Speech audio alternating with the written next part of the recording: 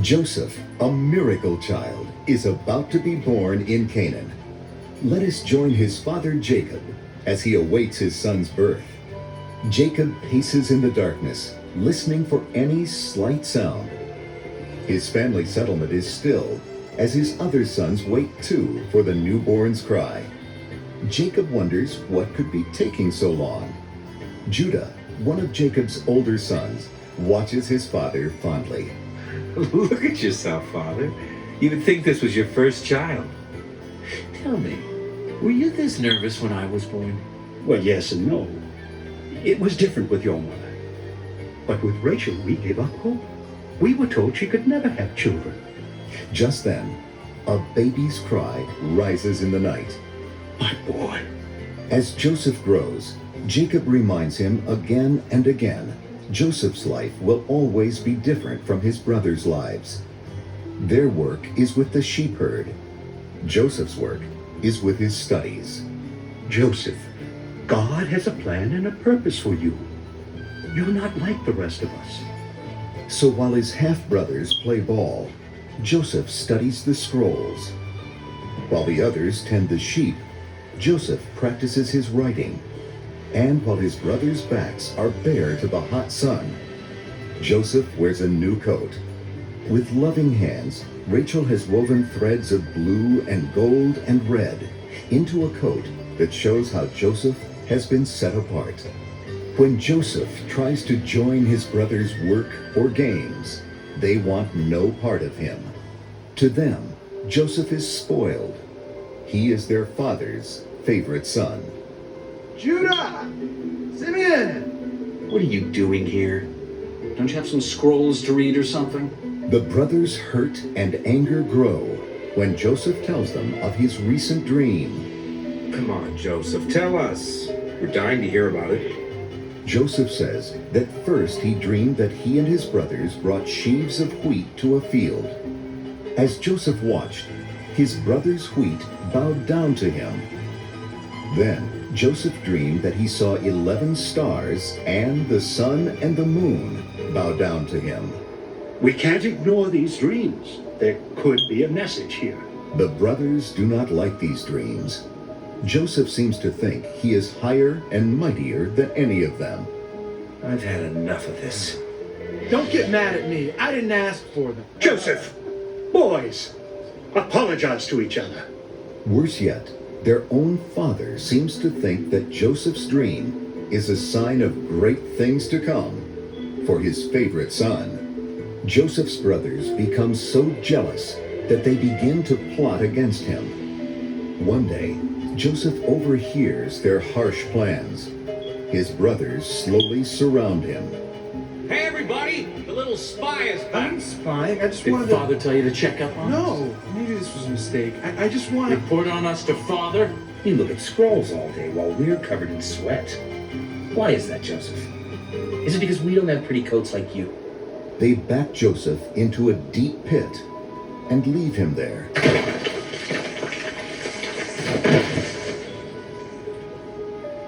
Joesph cries out for their help, but his brothers do not answer.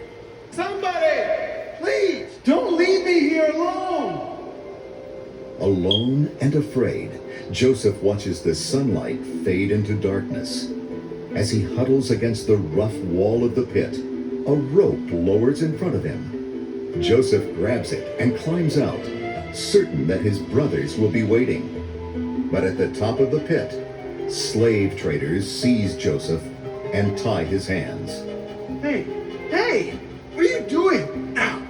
Let me go! You don't understand. I'm from the house of Jacob. Again, Joesph cries out for his brothers' help.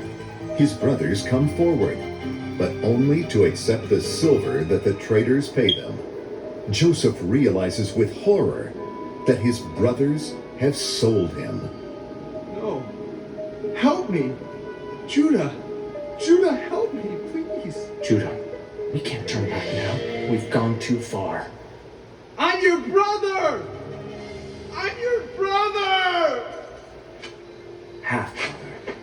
The traders bring Joseph to the slave market in Egypt. He is sold to Potiphar, Pharaoh's captain of the guard. He'll do.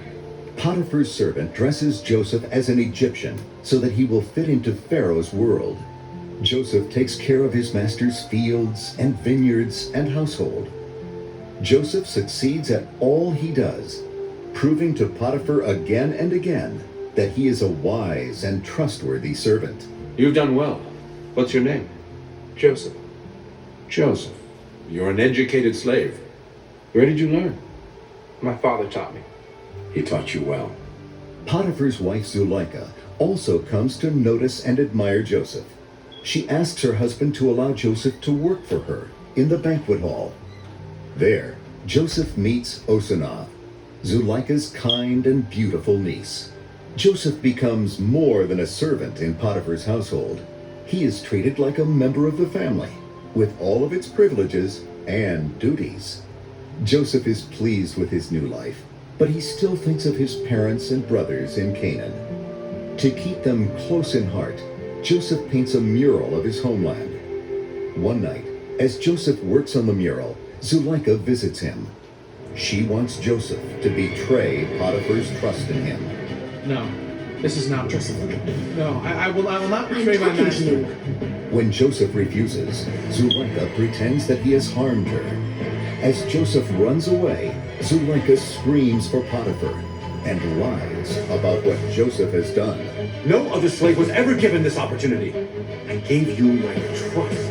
What do you say for yourself? It's not what it seems. I could never betray you, master. Such insolence! Am I to believe a slave over my own wife?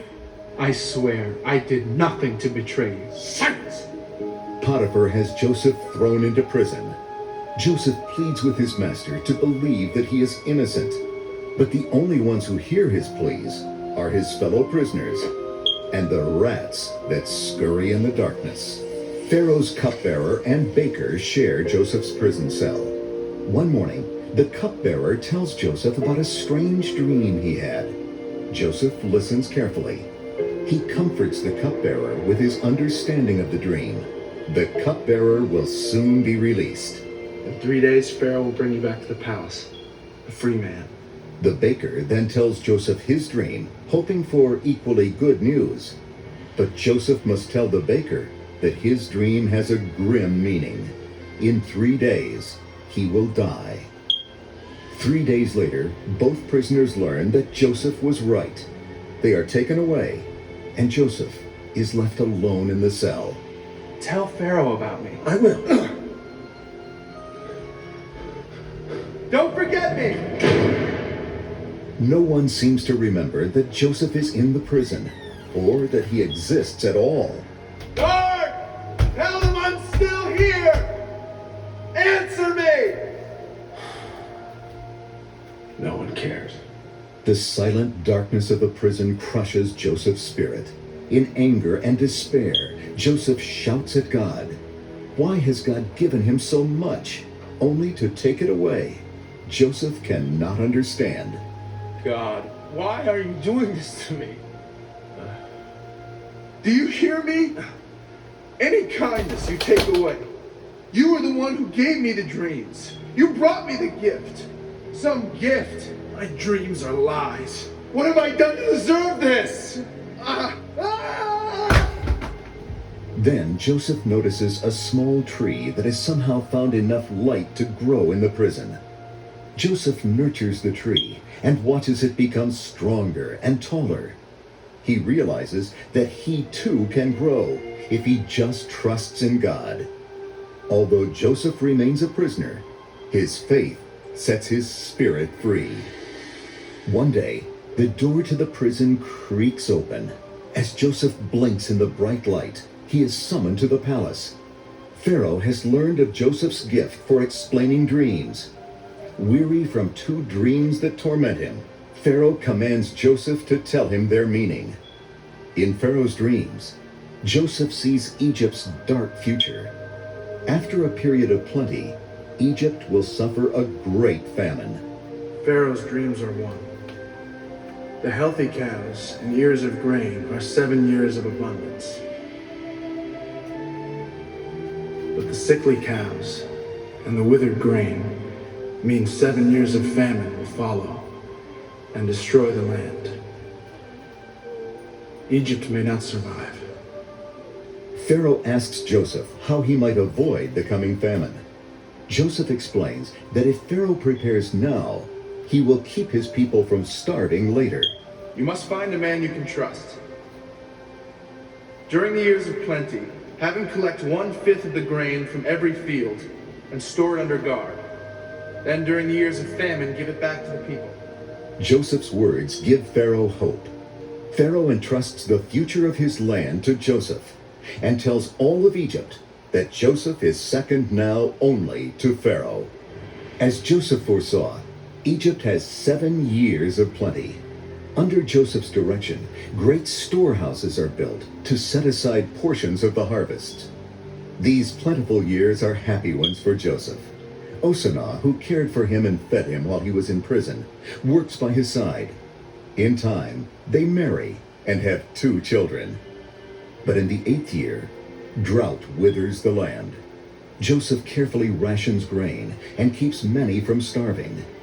As news of Egypt's storehouses spreads, people from faraway lands come to buy grain. One day, Joesph is shocked to see his brothers in line. Who's next? We are, my lord. You are not Egyptian. No, sir. My brothers and I have traveled far from Canaan. Please. Our wives and children are hungry. I'm sorry, but you haven't contributed to our supply. We don't ask for charity. We pay you with silver. He does not reveal who he is to his brothers, but Joesph forbids his men to sell any grain to the brothers. Are you thieves hoping to see where we store our grain? Spies? I don't know what you are, but I don't believe your story. Joesph tells them that if they wish to buy grain, they must return with the young brother they say they have left in Canaan. Produce this youngest brother. But why? What would that prove? You're not lying. If you're telling the truth, I'll let you buy all the grain you want. Until then, arrest this one. We'll hold him until you produce this youngest brother. Take it.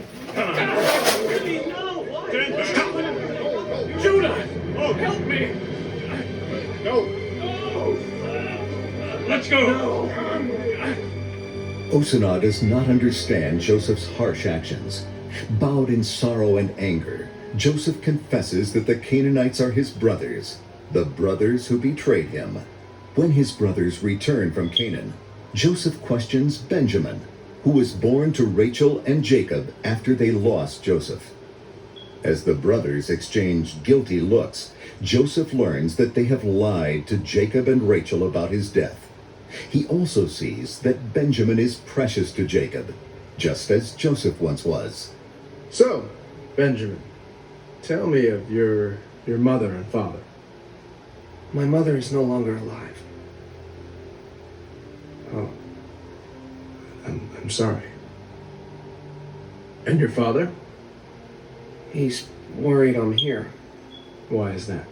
I'm a long way from home. Oh? Doesn't he trust your brothers to protect you?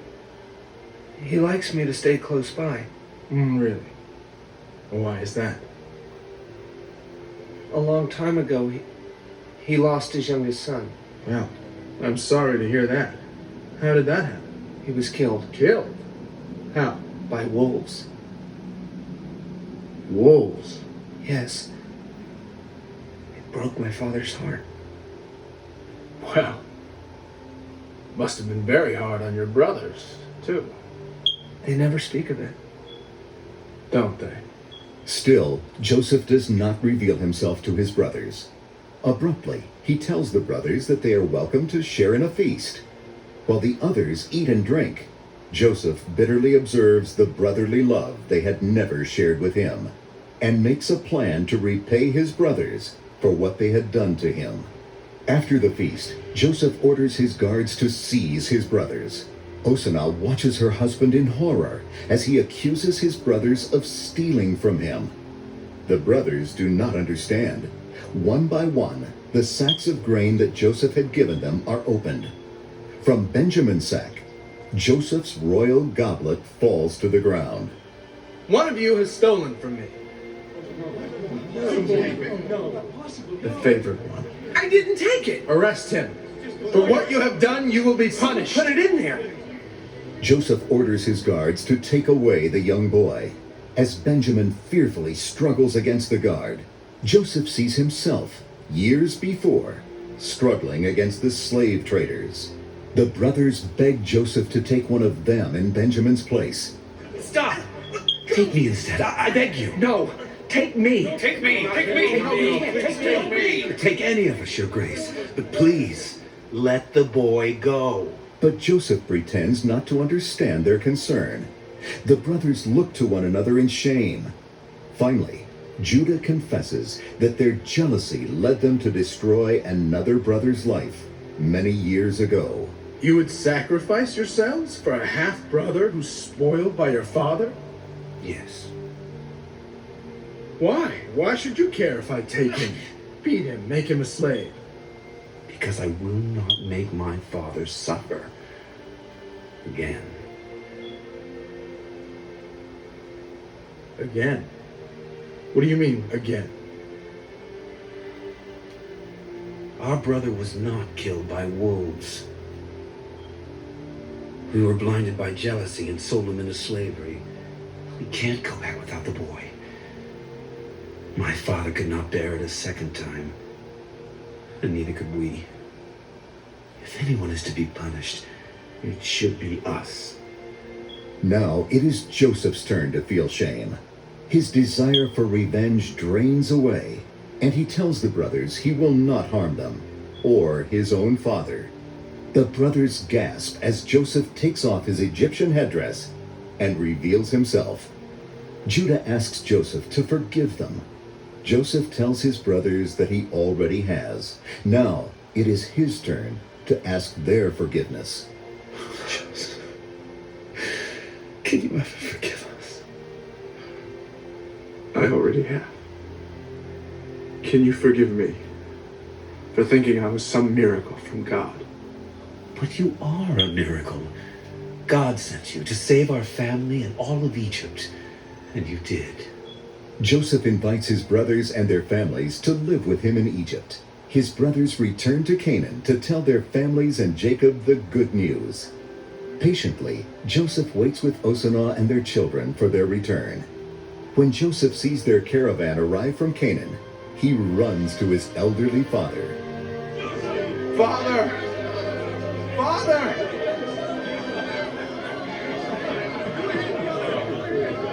Father! Joseph, my boy. Your mother prayed this day would come, that we'd all be together again as a family. It's a miracle. Yes, Father. It is a miracle. As he holds his father close, Joesph sees God's plan for love and forgiveness unfold. It has saved the lives of many Egyptians, and it has saved Joseph's family.